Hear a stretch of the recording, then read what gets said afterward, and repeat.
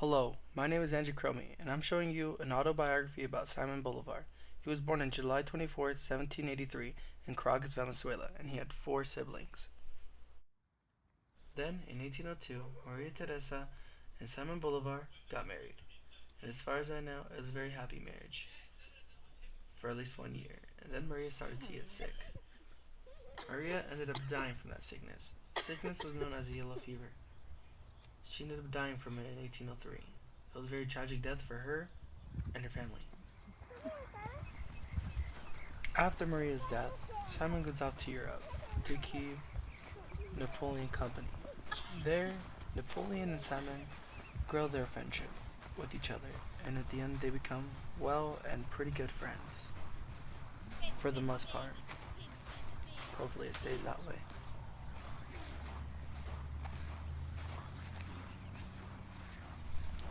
This here is Napoleon Bonaparte and Joseph Bonaparte, as you see them growing their friendship with Simon. Here you see Napoleon Bonaparte crowning Joseph Bonaparte as King of Spain. And as you can see here, Simon was not very happy with that decision whatsoever. So Simon decides to walk slowly and return to Venezuela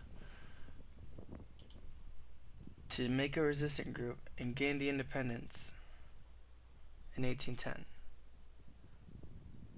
And then he traveled to Britain for a very well-known diplomatic mission. The fight for control of Venezuela and most of South America continued on back home, which sadly, the fight for control of Venezuela was lost.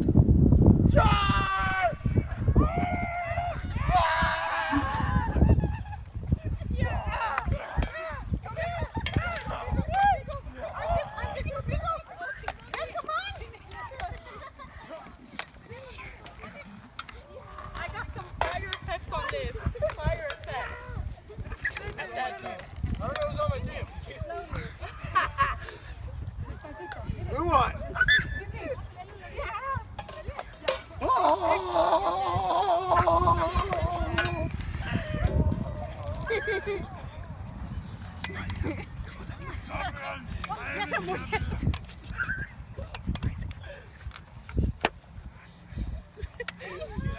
I got fire.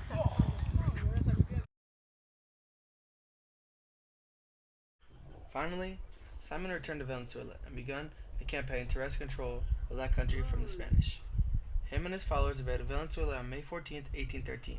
This marked the beginning of Campaña Admirable, and he is hailed as El Liberador. Then, a civil war broke out between his own country, and that forced Simon to flee to Jamaica and write his world-famous letter to Jamaica.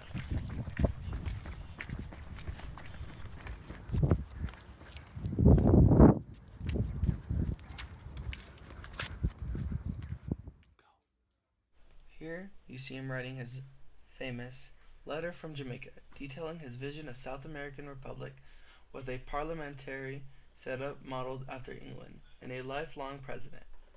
His idea of being a nation's chief would not be removed from power, would be heavily critiqued by other leaders and intellectuals. After he had succeeded in uniting much of the South America in a federation free from Spanish control, the government was fragile still. And then after he declared himself a dictator in 1828, in the same year he escaped assassination attempt, with aid from his mistress and fellow revolutionary.